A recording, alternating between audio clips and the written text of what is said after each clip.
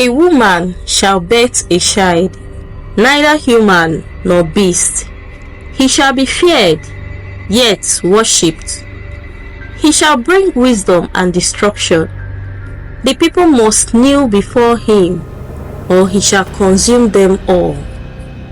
As the rain fell heavy over the city of Mboku, drumming heavily against the rooftops and flooding the narrow streets, thunder rumbled across the sky, shaking the earth as if the gods themselves were angry. Within the old quarter of the city, there was a dimly lit room, and a woman screamed. Abeti held the sides of her straw mat.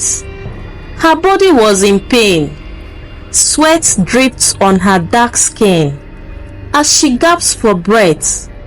Nurse Mary, the city's oldest midwife, knelt beside her, encouraging her and whispering prayers.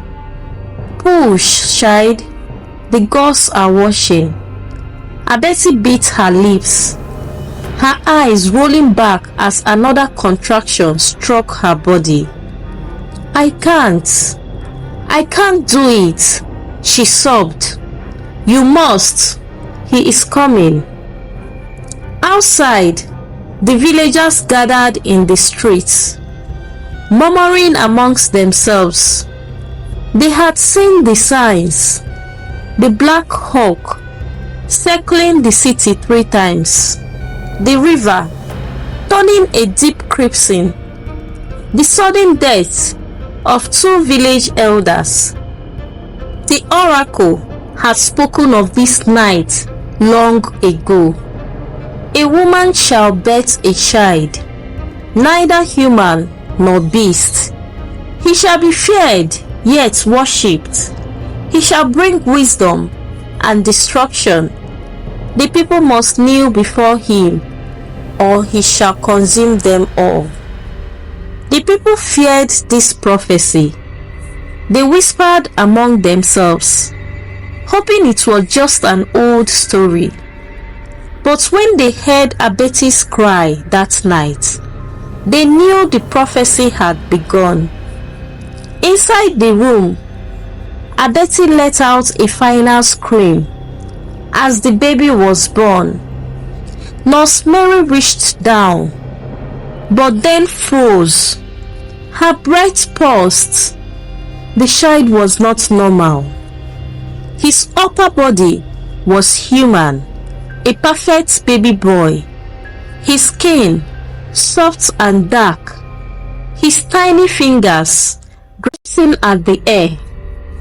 But below his waist, his body twisted into something else. A thick black serpent tail, shining like wet coal in the dim candlelight. Abeti's eyes fluttered open. "My baby, let me see him." Nurse Mary hesitated. "Give me my child," Abeti demanded, sitting up despite the pain. Slowly, Nurse Mary placed the baby in her arms. Abeti gasped. The boy's face was beautiful, his golden eyes staring up at her within an unnatural awareness. But when his snake tail twitched, slithering across her lap, a shiver ran down her spine. The boy's small lips parted, and he hissed. The midwife stumbled backwards, making the sign of protection across her chest. "It is him," she whispered, "the oracle's child." News of the child's birth spread through Mboku like wildfire. Some villagers whispered among themselves, surprised, calling him a curse, believing he was a god. Others trembled in fear. The city elders held a secret meeting that night, gathering inside the great council hall. with torchlights shining along the mud brick walls, casting long shifting shadows as the leaders of Mboku debated the fate of the child. "We must kill it before it's too late." Elder Shike slammed his fist against the wooden table. "It is not an it," Elder Udoku snapped. "The child is half human. He belongs to Abeti, but he is also half serpent." Chief Ago, the city's ruler, leaned forward, his voice deep, commanding silence. "The oracle warned us of this day. If we do not worship him, he will destroy us." Elder Shike scoffed. "Or we would end him now before he grows strong enough to do so." A tense silence followed. Finally, Chief Ago spoke. "We will wash him, raise him as one of our own. But if the prophecy turns dark, we must be ready." And so, the fate of the child was decided. Hey lovelies! Hope you find this story interesting. Please don't forget to subscribe to my channel at African Story Tales by Abby. Like, share this story with your family and friends. Drop your comments in the comment section and grab your popcorn as we dive deeper into the more intriguing parts of this story. Thank you. Abeti named her son Odu, meaning the chosen one. He raised him in secret inside a hidden chamber hidden in the temple of Mboku. At first, Odu was like any other child.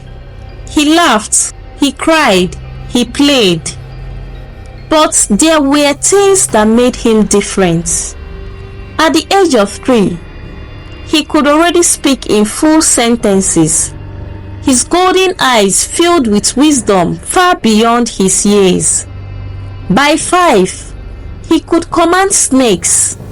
Whenever he whispered, they gathered around him, coiling around his body without harming him. And by 10, the first villager disappeared. One evening, a young boy named Kamalu went missing near the temple. His mother ran through the streets, screaming his name. "Odu," she pleaded, "tell me, where is my son?" Odu, now 10 years old, sat calmly on the temple steps. His upper body had grown strong. His human muscles lean and defined him. His serpent tail coiled beneath him, shining in the moonlight. He blinked at the woman, his golden eyes unreadable. "He is with me," he said simply. Tears streamed down her face. "Where, Odu?" Odu smiled. "Gone." The city elders were called at once. They stormed the temple, demanding answers. "Odu," Chief Ago growled, "where is the boy?" Odu bent his head. His gaze was sharp. He refused to bow. The chief's face darkened. "What do you mean?" The boy leaned forward, whispering. "He called me a demon. He said I did not belong in this world, so I showed him where I belonged." Abeti grabbed Odu by his shoulders, her nails digging into his skin. "Tell me, you did not kill him," she begged. Odu smiled again, but this time his fangs shined in the firelight. "I did not kill him," he murmured. "I consumed him." The elders were afraid. Some wanted to banish Odu. Others insisted they must continue to worship him. But Abeti knew the truth. Her son was becoming dreadful. She could no longer ignore the whispers in the dark, the way his voice echoed inside her mind, the way his presence made the other children shiver. Something was wrong, and deep in the ruins of Mboku, something ancient started happening. Abeti could no longer ignore the truth. Her son was no longer just a child. The whispers of the villagers grew louder, their fearful gazes burning into her as she walked through the city. Mothers pulled their children away when she passed. Traders no longer met her eyes. And worst of it all, the disappearances continued. First, it was Kamalo, then a merchant's daughter, then an elder. Each time the villagers searched the streets, the riverbanks, the forest, only to find nothing. No footprints, no blood, just silence. One night, as the moon cast silver light over Mboku, Abeti decided to confront her son. She entered the sacred temple, her heart pounding. Odu sat on the cold stone floor, his long serpent tail curled beneath him. He was no longer a small child. At only 10 years old, his upper body was as tall and strong as a grown man's own. His face sharper, his golden eyes were piercing. "Odu," she whispered, stepping forward, "tell me the truth. What have you done to them?" Odu looked up, his lips coiling into a slow, knowing smile. "Do you fear me, mother?" Abeti shuddered. "Tell me what you have done." Odu sighed. His tail shifted, scales scraping against the stone floor. "They were weak. They doubted me. They insulted me, and they did not worship me." His golden eyes darkened. "I do not like being doubted." Tears burned in Abeti's eyes. "You are killing our people." Odu tilted his head, studying her. "They do not worship me as they should. A god must be feared." "You are not a god," Abeti said, her voice trembling. "You are my son." Odu's expression did not change, but something flickered in his gaze. Something deep, something ancient. And then he whispered, "Am I really your son?" The city could no longer ignore the truth. The people of Mboku were afraid.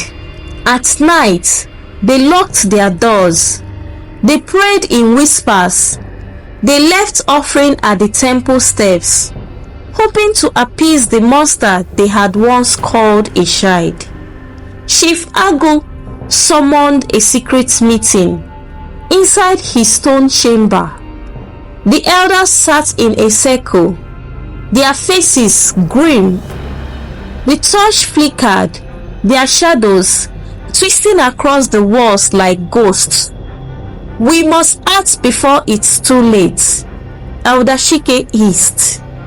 Chief Agu rubbed his temples. "Prophecy or not, he is killing our people. If we do nothing, we will all suffer." Silence fell over the room. Then the chief's voice dropped to a whisper. "The time has come. We must kill the oracle's child."